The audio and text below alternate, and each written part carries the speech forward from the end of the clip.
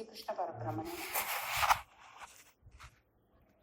ఇంద్రుడు చేసిన పనికి దేవతలందరూ కూడా భయపడి చతుర్ముఖ బ్రహ్మగారి దగ్గరికి వెళ్ళి వాళ్ళకి అంటూ ఒక గురువుని చూపించమని చెప్పి అడుగుతారు.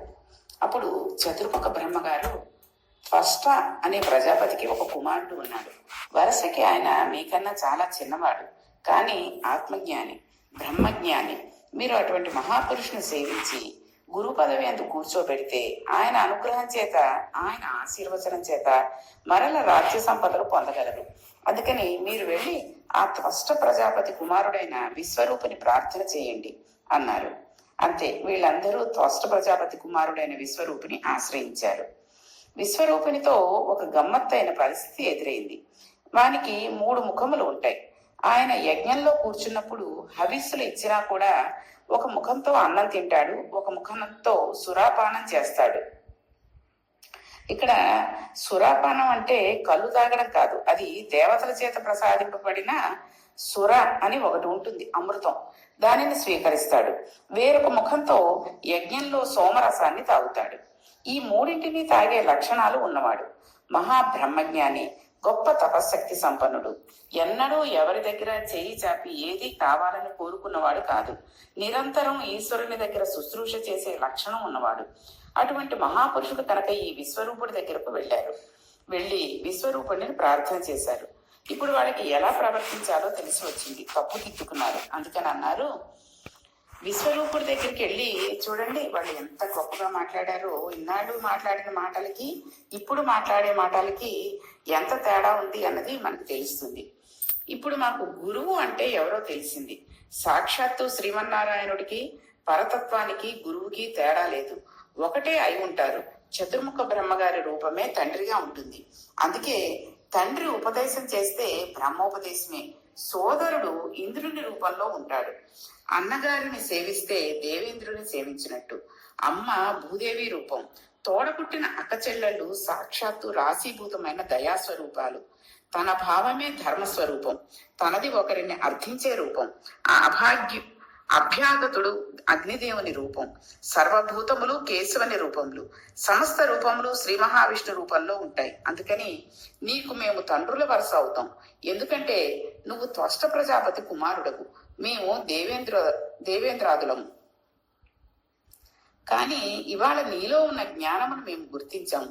నువ్వు మాకన్నా చిన్నవాడివి, కొడుకు వరస, నువ్వు రావలసింది అని మేము అనడం లేదు.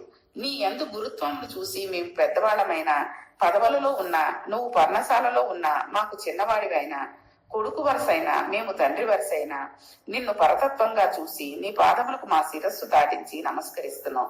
మాకు ఆచార్యతత్వాన్ని వహించి మళ్ళీ దేవేంద్రాది పదవులు వచ్చేటట్టుగా అనుగ్రహాన్ని కటాక్షించు అన్నారు. అయినా ఇంకా మాటలో చిన్న తేడా ఉండిపోయింది. ఇంద్రుడు అన్నాడు, మేము మరల అమరావతి పట్టణంలోని ఏరడం ప్రారంభించిన తర్వాత ఆ అమరావతిలో ఉన్న భోగాలన్నీ గురువరేణ్య మీవే. మాకు ఏ ఐశ్వర్యం ఉంటుందో అది మీదే, మాకు ఏ సంపత్తి ఉంటుందో అది మీదే అని వినయంతో అన్నాడు. గురువులు ఎంతో వినమ్రులై నిస్వార్థంగా మనసులో కూడా కోరికను జనింపనీయరు. శిష్యుల వలన ఇది నాకు కలిగితే బాగుండును అనే కోరిక గురువుకు రాకూడదు. శిష్యులు గురువు శరీరం చాలా కాలం నిలబడడం కోసం కొన్ని ఏర్పాట్లు చేసి, గురువు గారు మీరు ఇలా ఉంటే మీ శరీరం పడిపోతుంది అని ఆయన నడవకుండా వెళ్ళడానికి ఏదైనా పల్లకీ లాంటిది కానీ, లేక ఏదైనా మరో సాధనాన్ని కానీ ఏర్పాటు చేశారనుకోండి, అందులో దోషం లేదు. అందుకే శ్రీ చంద్రశేఖర పరమాచార్య స్వామి వారు తాను నడవనన్నా నడిచారు, లేదా పల్లకి అయినా ఎక్కేవారు. కారు గాని అటువంటి వాహనాలు గాని ఏవి ఎక్కేవారు కాదు. సన్యసించి పీఠాధిపతి అయ్యి మహానుభావుడు మూర్తిభవించిన ధర్మస్వరూపులై నడిచే దేవుడు అయ్యారు. ఈ మాటలు అంటే విశ్వరూపుడు నవ్వి అన్నాడు, నేను సాధారణంగా ఎలా బతుకుతానో తెలుసా? వ్యవసాయ క్షేత్రంలో వ్యవసాయదారులు పంట ఇంటికి తీసుకువెళ్ళిపోయిన తర్వాత కొన్ని కంకులు వదిలేస్తారు. ఇంకా వాటిని తీసుకువెళ్లే ఉద్దేశం వారికి ఉండదు. ఇలా భూమి మీద పడిపోయిన కంకులో మట్టిలో పడిపోయిన ధాన్యము ఏరుకుని అవి తెచ్చుకుని వండుకుని తింటాను. త్యాగరాజస్వామి వారు అలా జీవించారు. ఆయన ప్రతి ఇంటి దగ్గరకు వెళ్లి భిక్ష స్వీకరించినట్టు స్వీకరించేవారు. లేకపోతే పొలాలలో పడిపోయిన గింజలని ఏరుకు తెచ్చుకుని వాటిని దంపుకుని బియ్యం చేసుకుని వండుకుని తినేవారు. అంతేకాని ఏ భూతములకు సంబంధించినది కూడా చేయి చాపి అడిగేవారు కాదు.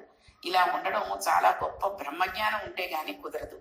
చాలా మంది తెలియక అంటుంటారు, కుచేలుడు ఏదో కృష్ణుడికి తెలియకుండా అటుకులు తినేశాడు, అందుకని దరిద్రం వచ్చిందని అనుకుంటూ ఉంటారు. కానీ నిజానికి కుచేలుడు అటువంటి దిక్కుమాలిన పనులు చేసినవాడు కాదు. ఆ మాట ఎవరు సృష్టించారో గాని తెలియదు. అది ఒక లీల. నేను అటువంటి ధాన్యం ఏరుకుని తింటాను అన్నారు ఈయన విశ్వరూపుడు. నాకు సర్వభూతముల యందు ఈశ్వరుడు కనబడుతూ ఉంటాడు. నేను బ్రహ్మజ్ఞానినై రమిస్తూ ఉంటాను. నేను పౌరోహిత్యం చేయడం ఏమిటయ్యా? నేను పౌరోహిత్యం వహిస్తే మీ కోరికలు తీరడానికి నన్ను యజ్ఞం చేయించమని అడుగుతారు. మీ కోరికలు తీరడానికి యజ్ఞం చేయిస్తే ఇంకొకడెవరూ పాడైపోవడానికి చేయించినట్టే కదా. కానీ నాకు అలా భేదములు కనిపించవు. అలా చేయించడం ఎలా కుదురుతుంది? పౌరోహిత్యం చాలా తేడాగా చేయిస్తే నాకు ఉన్న బ్రహ్మ తేజస్సు తగ్గిపోతుంది. అందుకని నేను ఒకరి దగ్గర చేయి చాపి ద్రవ్యం పట్టుకోవడం కానీ ఒకరికి పౌరోహిత్యం చేయడం కానీ చేయను. కానీ మీ కోరికలు తీర్చడానికి ఈశ్వరార్చనంగా చేస్తే అది నేను మీకు పౌరోహిత్యం చేయడం ఎలా కుదురుతుంది? నాకు ఏ కోరిక ఉన్నదని చెయ్యను అని అడిగాడు. అలా అడిగితే వాళ్ళు అన్నారు, మీకు కోరిక ఉన్నదని కాదు, మాకు కోరికలు ఉన్నాయి. నీవు ఉంటే తప్ప మాకు దిక్కు లేదు. నీకు గురువుగా ఉండి మమ్మల్ని రక్షించి మీరు నాకు గురువుగా ఉండండి. అందుకని నీవు మాకు గురువుగా ఉండు అన్నారు. అంటే మహానుభావుడు వారికి గురువుగా ఉండడానికి అంగీకరించాడు. ఆయన గురు పదవిని స్వీకరించి వచ్చాడు. వస్తూనే ఆయన ఒక మహోత్కృష్టమైన పని చేశాడు. రాక్షసులకు ఇవాళ ఇంత శక్తి ఎక్కడి నుంచి వచ్చింది అని బేరీజు వేశాడు. దేవాలయంలో ఒక మూర్తి ఉందనుకోండి, ఆ మూర్తి కింద ఒక చక్రం ఉంటుంది. ఆ చక్రం వలన ఆ మూర్తి యందు విశేషమైన తేజస్సు ఉంది. అంత తేజస్సును తట్టుకోగలిగిన తపశక్తి, సత్యశక్తి ఈనాడు ప్రపంచంలో ఉన్న మనుష్యులకి లేదు. కాబట్టి వీళ్ళు వెళ్ళి ఆ మూర్తి ముందు నిలబడలేరు కనుక ఇటువంటి వాళ్ళు అందరి శక్తి ఎంత, మూర్తి శక్తి ఎంత శక్తిని మినహాయిస్తే వీళ్ళు తట్టుకోగలుగుతారు అనేది లెక్క కట్టి ఆ మూర్తిలోంచి అంత శక్తిని తీసివేయగలిగిన శక్తి ఒకటి ఉన్నదనుకోండి, అప్పుడు ఆయన ఎంతటి మహానుభావుడు అయి ఉండాలి. వారే శంకరాచార్యుల వారు. చూడండి, గుళ్ళలో కూడా మనం ప్రతిష్ఠ చేసేటప్పుడు కింద శ్రీచక్రం అని ఒకటి వేస్తూ ఉంటాం. ఆ చక్రం ఆ మూర్తిలోంచి ఉండే శక్తిని గ్రహించుకుంటూ ఉంటుంది. కాబట్టే మనం గుడిలో ప్రదక్షిణలు చేస్తూ ఉంటాం. కొంతమంది 108 అని, కొంతమంది 11 అని ప్రదక్షిణలు చేస్తూ ఉంటారు. అలా చేసినప్పుడు గబగబ అడుగులు వేసుకుంటూ ఎంత తొందరగా అయిపోతుందా అన్నట్టుగా చేయకూడదు. అసలు గుడిలో ప్రదక్షిణ చెయ్యాలి అంటే ఒక నిండు చూలాలు కింద నూనె పోసి ఉంటే నిండు బిందితో వెళ్ళేటప్పుడు ఎంత నెమ్మదిగా పెడుతుందో అంత నెమ్మదిగా గుడిలో ప్రదక్షిణ చెయ్యాలి. అంతేగాని కాళ్ళు టపటపటప చప్పుళ్ళు చేసుకుంటూ చేతులు ఊపేసుకుంటూ లెక్కలు ఒక కాగితం మీద పుల్లతోటో దేనితోటో పొడుచుకుంటూ చేస్తూ ఉంటారు. అది తప్పు.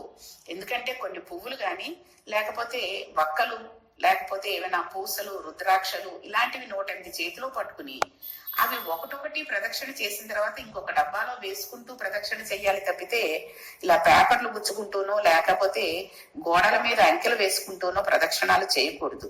కాబట్టి మనం ప్రదక్షిణ చేసేటప్పుడు కనుక ఆ శ్రీచక్రం కదిలింది అంటే ఆ మూర్తిలోని శక్తి క్షీణించిపోతుంది. అందుకే దేవాలయాల్లో 12 సంవత్సరాలకు ఒకసారి పూర్ణాభిషేకం అని మూర్తులకు చేస్తూ ఉండాలి. అప్పుడు తిరిగి ఆ మూర్తులు శక్తిని పుంజుకుని మనకి ఆ తేజస్సు వల్ల కొన్ని కోరికలు నెరవేరుతూ ఉంటాయి.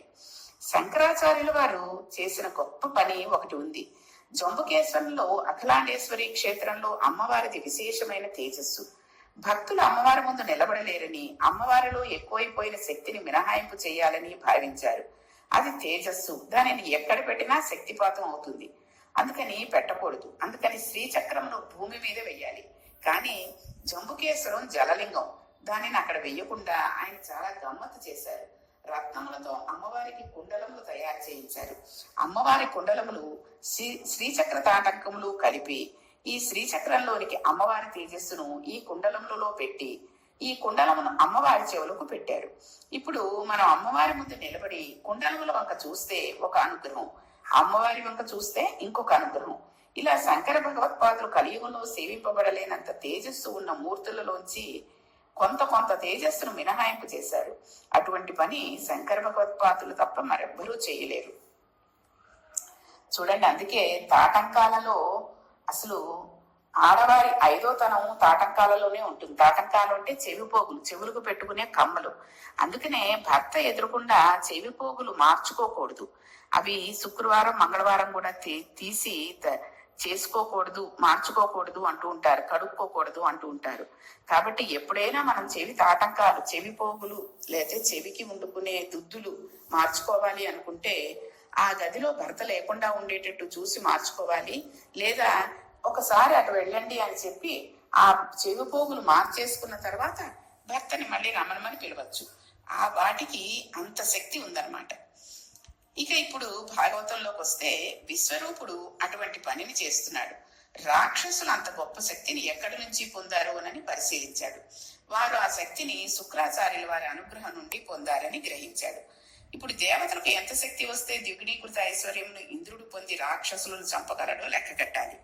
ఇది లెక్క కట్టడానికి ఆ తేజస్సును గణించగల శక్తి ఇక్కడ ఉండాలి. అది ఆచార్య పదవి అంటే, అది గురుత్వం అంటే. ఇప్పుడు ఇంద్రుని కూర్చోబెట్టి నారాయణ కవచం ఉపదేశం చేశాడు. ఉపదేశం చేసి ఒక మాట చెప్పాడు. ఇంతకు పూర్వం ఈ నారాయణ కవచమును కౌశికుడు అనే బ్రాహ్మణుడు ఉపదేశం పొందాడు. ఆయన ఒక ఎడారిలో తిరుగుతూ ఉండగా నారాయణ కవచం అనే ఉపదేశం తీసుకుని దానినే ధ్యానం చేస్తూ ప్రాణములు విడిచిపెట్టేశాడు. అప్పుడు ఆ నారాయణ కవచం తేజస్సు ఆయన అస్థికలకు పట్టేసింది. అస్థికలు అంటే ఎముకలు. ఆయన అస్థిపంజరం ఆ ఎడారిలో ఇసుకలో పడిపోయి ఉండిపోయింది. అలా పడిపోయిన ఆ అస్థిపంజరం తర్వాత ఏమైంది, ఎవరికి దొరికింది, ఏం చేశారు అనే విషయాన్ని రేపటి పారాయణంలో తెలుసుకుందాం. శ్రీకృష్ణ పరబ్రహ్మణే నమః.